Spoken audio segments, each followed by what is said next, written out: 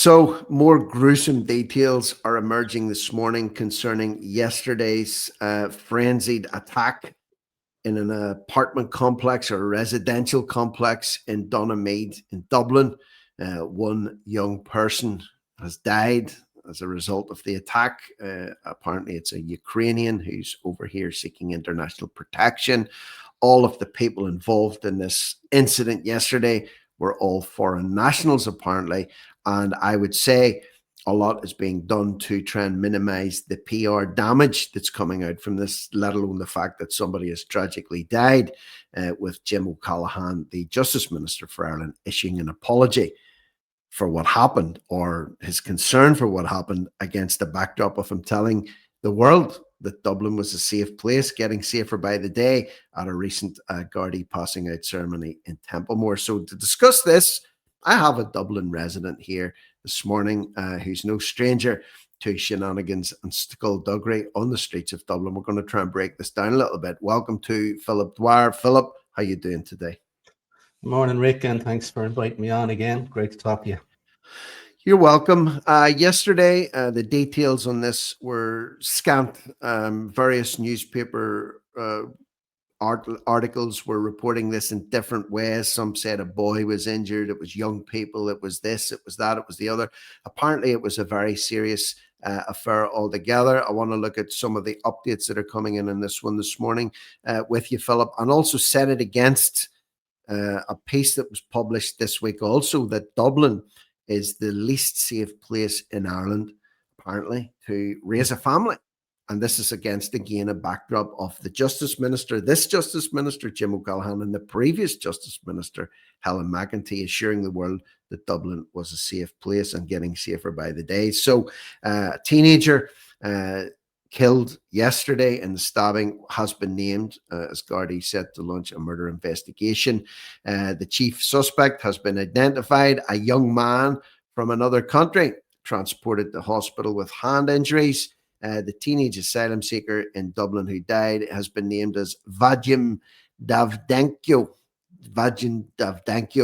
Gardaí are set to launch an investigation after Mr. Davydenko, who is understood to be originally from Ukraine, suffered stab wounds to his head, eyes, chest, hands. I mean, horrific altogether, following a sustained assault inside an upstairs apartment at Grattan Wood in Donaghmede in County Dublin yesterday morning, so less than 24 hours ago. So I take it you've been aware of this particular story, and some people are trying to dig pretty deep to get to the bottom of it. What do you make of it so far?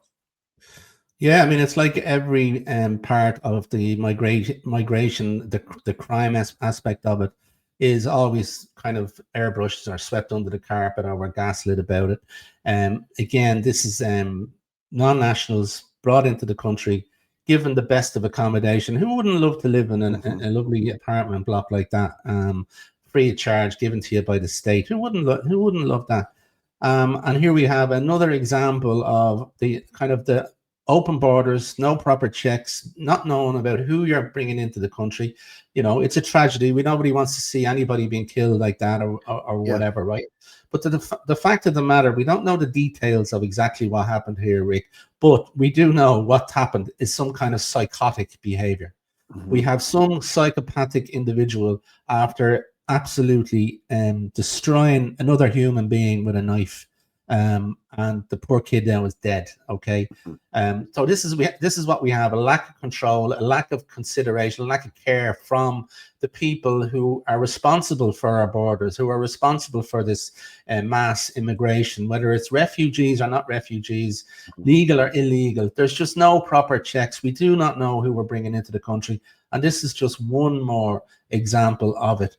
It's nearly a daily basis, on a daily basis, and it's like the Polish woman now who's up on charges for killing her partner, you know. And it's not about color either, or you know, Africa or middle. It's people that are coming in here of you know, mentally not well, and committing crimes like this, inflicting it on our own people. And we're talking about the crime stats in Dublin earlier, and you were saying how Store Street and everything else has become, you know, the busiest station for crime in the country.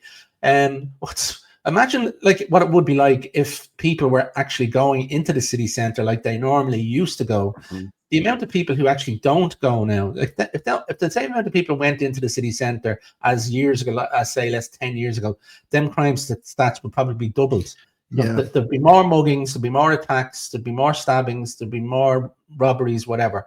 But lots of people, and it's a subconscious thing, and these people who aren't going into the city centre would never want to be called a racist or a xenophobe or anything like that. They are just subconsciously, they know that it's just not safe to go into the city centre now. And unfortunately, and Dublin is overrun now with migrant crime, especially, and crime. And of course, the big we have Irish criminals as well. Of course we do, because it's Ireland.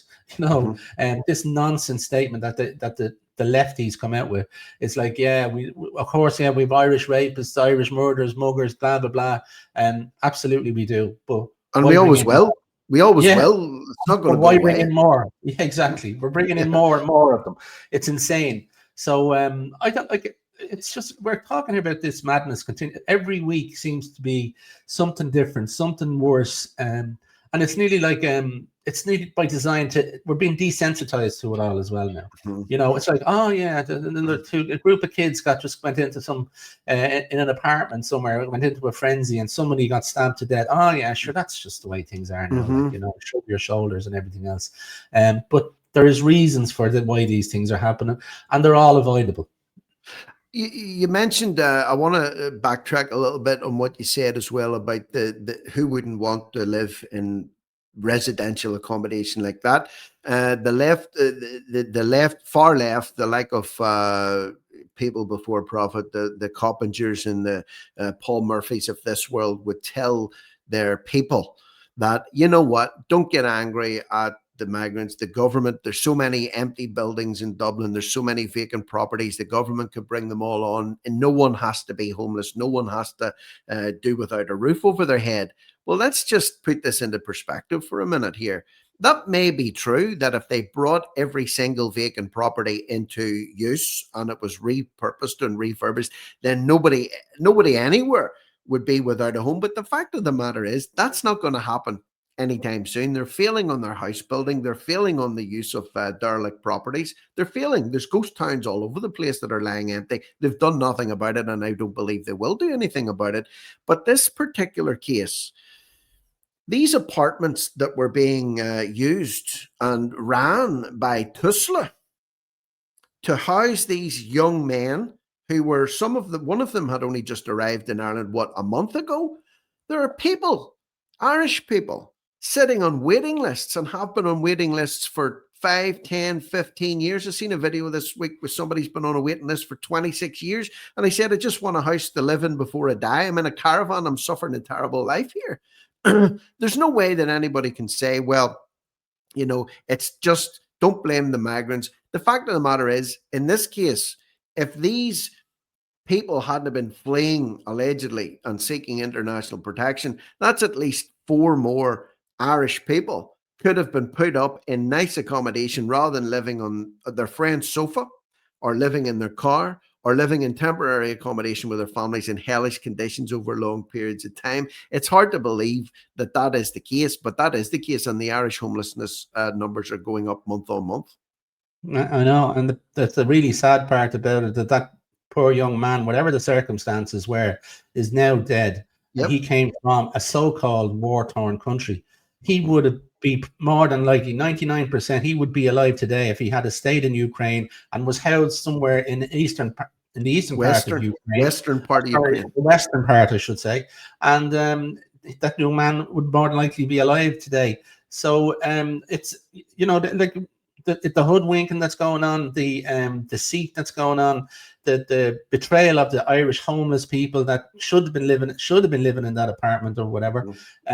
It's terrible, and it's like we're here, beating our heads against the wall, trying to get people to wake up to this and just see it and call it what it is. Call out your politicians. We have the likes of Jim O'Callaghan coming onto the media.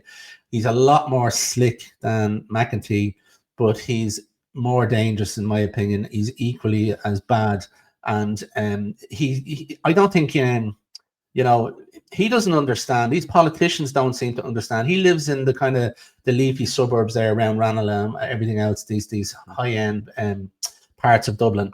And I've met a couple of them. I was in interviewing, as you know, the hunger strikers in the Dáil there. And I had the experience of bumping into two TDs, government TDs now, backbencher TDs. One was from Laois and the other one was Willie O'D. He was a former minister, and you know, he looks like one of the Marx brothers, if you ask me. But anyway, I managed to get to speak to them, right? And the thing that dawned on me the most about these guys, they're so detached from actually what's really going on. They're so detached from walking down O'Connell Street and seeing the demographic replacement that's going on, seeing how the Somalis, the Albanians, the Roma Gypsies, the whole lot taking over the centre of Dublin. And they don't go near that kind of place. They haven't a clue. When you talk to them then about, you know, and did you vote for the 72 genders coming into Ireland? Did you vote for the mass immigration, the migration pact, EU migration pact? Did you, vote the free speech laws? And they're looking at you like they haven't a clue what you're talking about. Like, what are you asking me this for?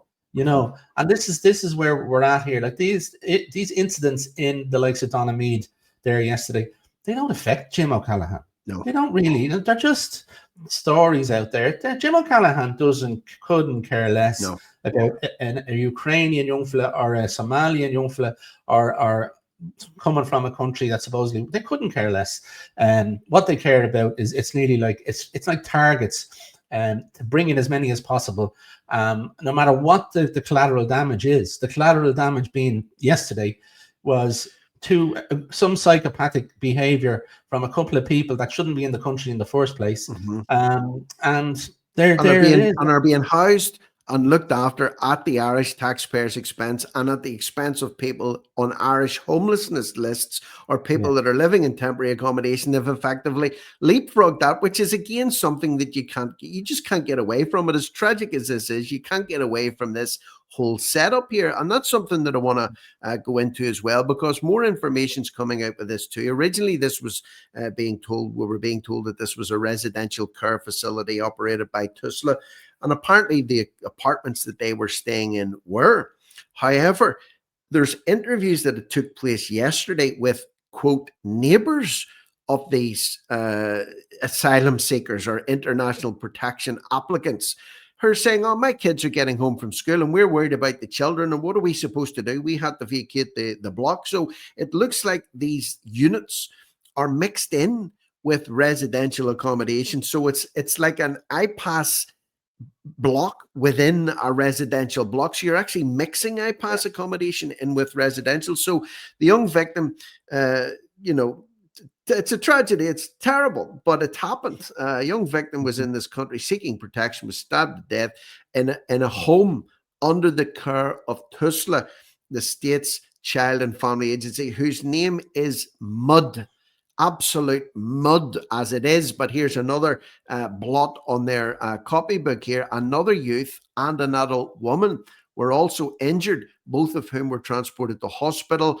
The chief suspect has been identified. Also another young man from another country transported to hospital. It's understood the suspect was initially arrested at the scene after a violent struggle with unarmed Gardaí, who arrived first. Sources told the Irish Mirror it is feared if it wasn't for the actions of those guards, other people could have been seriously injured. So there was a tussle involved as well with unarmed guards before this psychopath was subdued. Here we go. Listen to this, Philip. It subsequently emerged that the individuals living in the apartment, including the deceased, were all foreign national youths.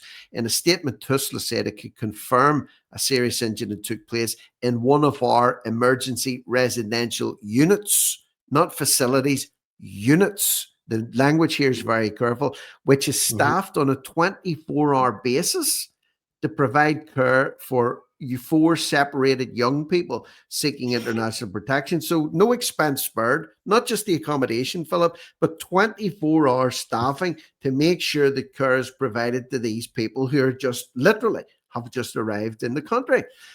2 young people were involved, 1 fatality, we know that. Our immediate priority is the safety and well-being of other young people and staff at this unit. We're providing additional supports. And lastly, I just want to get all the facts out there and then you can give me your thoughts on it.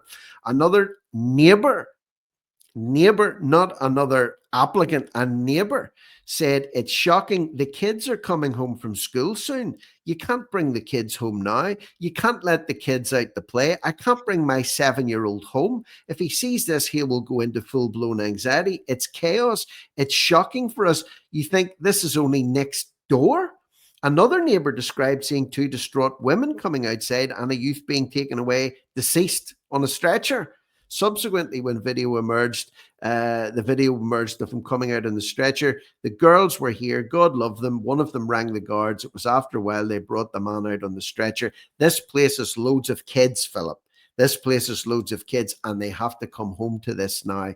It's awful. Where's the duty occur? Where's the duty occur? Not just to the international protection applicants. Where's the duty occur to those multitudes of kids that are running around that place and coming in and out from school 7 years of age?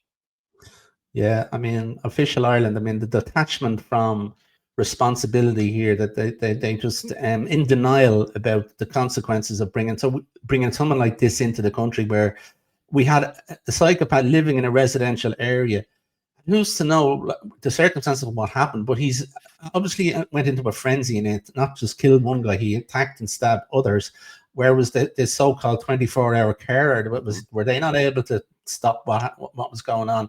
Who was to say this psychopath with the knife couldn't go outside into the play areas and kill children and murder children? And if the guards hadn't came, or even if it hadn't happened yesterday, it could have been in his mind to do something horrific another day, the next day, or the day after, to someone outside in the areas where the kids play.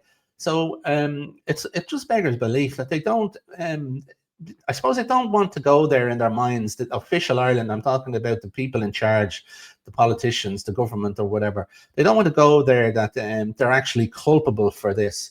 And I did say it to one of those TDs, the other day outside the door. Like, I mean, you don't seem to comprehend what you're doing here. You're a government TD and whatever. You're voting in all of these, catastrophic policies for Ireland. You don't understand that when the time comes, when things go bad, and the people wake up to realize what you're doing to this country, and all the victims that are there, they don't care about the collateral damage. But I said, do you do understand there will be consequences for you? You will be brought up, on charges, judge and jury of your peers, and held accountable for this. Ultimately, you'll have to be.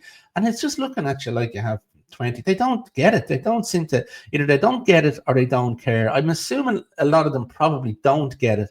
And then there's another section of them that actually do and are definitely orchestrating this to meet the targets of bringing in as many as possible. So this is just when we're going to have another one of these incidents. We're going to have another mass murder incident or attempted mass murder incident in this country. I don't know, when are people just going to say no more? Like, these people need to go back to wherever they came from, send them back. It's been a criminal enterprise in this country among the political classes and the elites to do this to us. But sorry, you have to go home. I'm afraid this is just not working out. But you said about you mentioned the word desensitized, okay?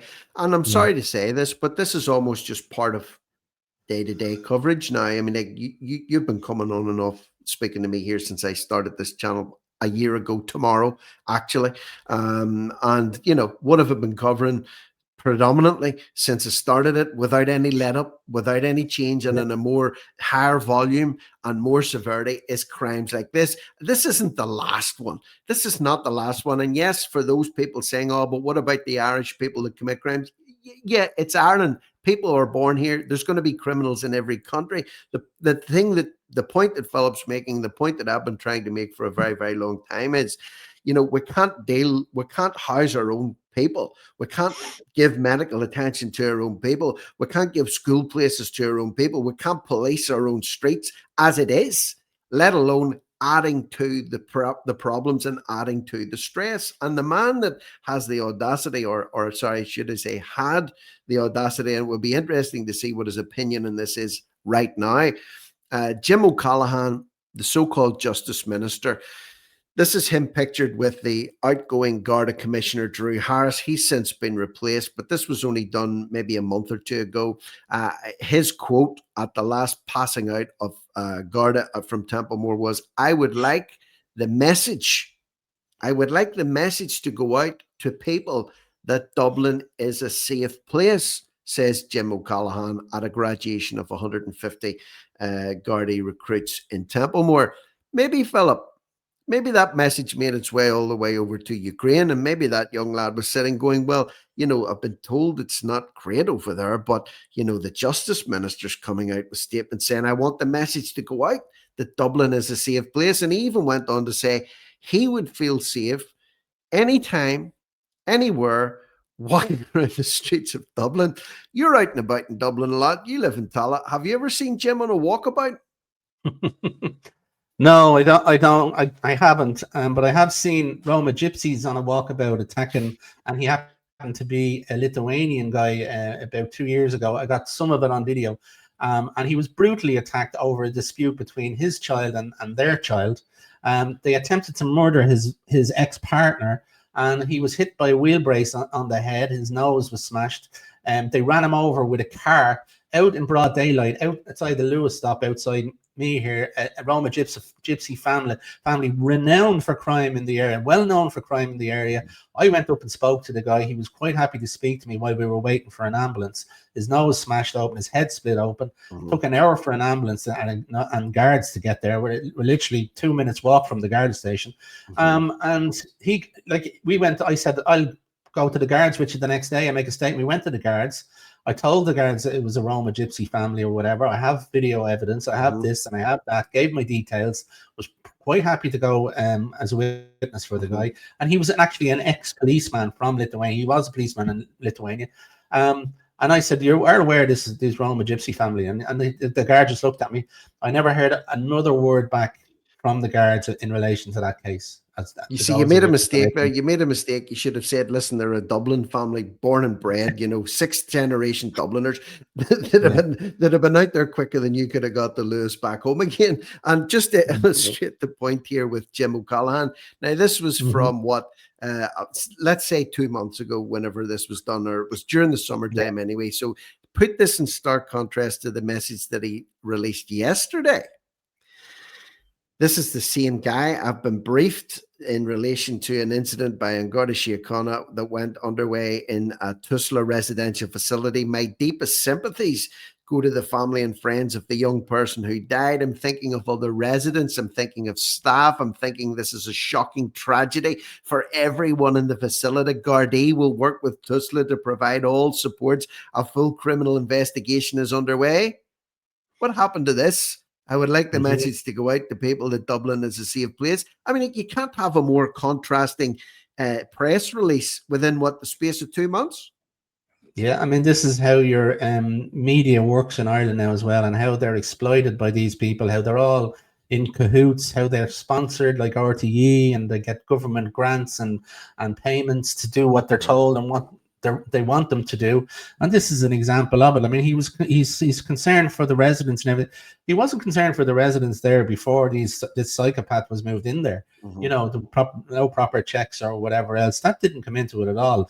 He's concerned about his targets. He has his targets to do for his puppet masters there in the EU or the UN or whatever you want to call them, the globalist agenda. He has those targets to meet, and this is just all damage limitation exercise. And and it's like how they're so detached from reality. Like and they look at this as this is normal behavior. This is normal spiel coming out of the responsible minister for justice. He's meant to be the most responsible person in the country. He's responsible for looking after the safety of the citizens of Ireland, and doesn't care. The care worker, whoever was there for Tusla, he survived or she survived. I'm assuming, or did they get injured as well? You don't really care for these people when you're bringing in all sorts of lunatics, and you're sending out tweets and messages to attract them to come. We'll give you all this free stuff. We'll give you free medical care. We'll give you free education, accommodation, heat and food or whatever. Do they not understand that this is not going to attract the best people? It's going to attract the dregs of the society, whatever they come from.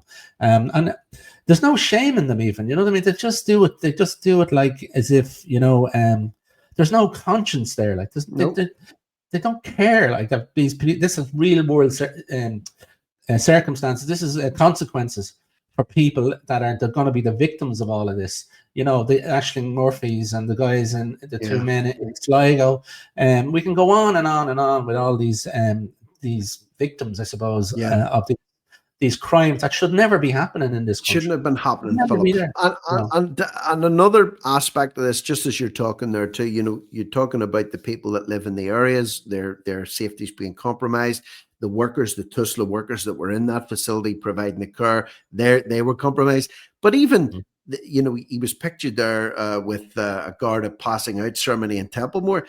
The guards were called to that, and they had to go in there unarmed and deal with this guy who had already taken someone's life, had already injured two other people, was capable of extreme violence. Now, fair enough, they were able to disarm him, but again, he's saluting them and praising them at the passing out ceremonies, and then sending them into circumstances and to deal with people. And you could say, yes, it's their job. That's what they signed up to do. But again, there's an extra element there of danger that maybe shouldn't be there because of the like of what Jim Callahan is doing. And I want to just finish this off because it's been there's a lot to cover here, and there's no doubt, I believe there'll be a lot more comes out about this, especially the Tusla element of it. But just in summary, just to bookend this one here, a report also came out this week. This is interesting. And again, a contrast with what O'Callaghan said, but Dublin specifically has now been named as Ireland's most dangerous county. Interestingly, it says to raise a family in by new research. So look at that wording, Philip. It doesn't say it's the most dangerous place to live. It says it's the most dangerous place to raise a family in, which is implicating that children are not safe or less safe in Dublin than any other part of Ireland. Do you not think that's an interesting phrase? Most dangerous place to raise a family, and not just most dangerous place in Ireland? Yeah, I mean, that's code really for abductions on the rise, child abduction attempts on the rise, child sexual abuse on the rise, and all kinds of how would you describe them? Predators out there going after our children. This and the people trafficking, child trafficking, I should say. It's out there now, and this is their way of kind of just a little subtle warning to people. Dublin is the most dangerous to raise a child. You need to watch your child now. You can't let them out there and play on the street or on their own anymore. Like, you need to keep them in or whatever. This subtle coded messaging. And this is how our in media work in Ireland now. They're trained now to do this, to get this subtle messaging out.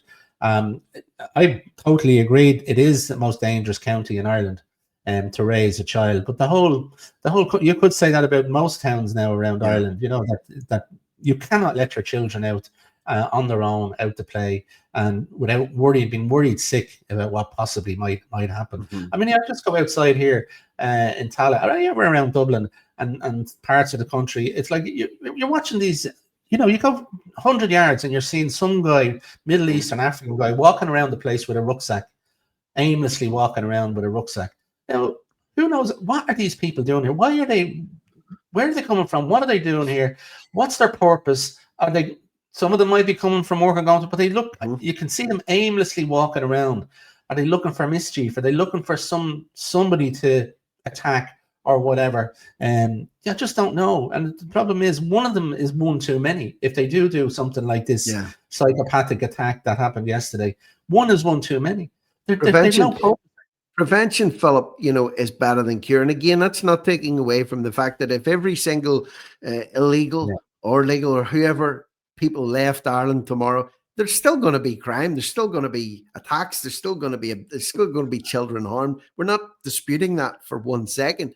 But I think Yeah. the point we're trying to make is this is above and beyond what would already be there. And the fact, I just want to finish off this eye-watering figure here. The busiest Garda station in Ireland was found to be Store Street Station in Dublin with 43,731 crimes reported. So the guards in Store Street definitely have their work cut out for them. I think the bottom of the list of this came with Roscommon, I think it was. You know, they only had about 6 incidents in the Roscommon Garda station, but versus 43, say 44,000 in Store Street in Dublin. So this just gives you an example of the rhetoric that is put forth by Jim O'Callaghan. I would like to put the message out, Dublin is a safe place. And the next sentence, he's apologizing for a tragedy in a state-run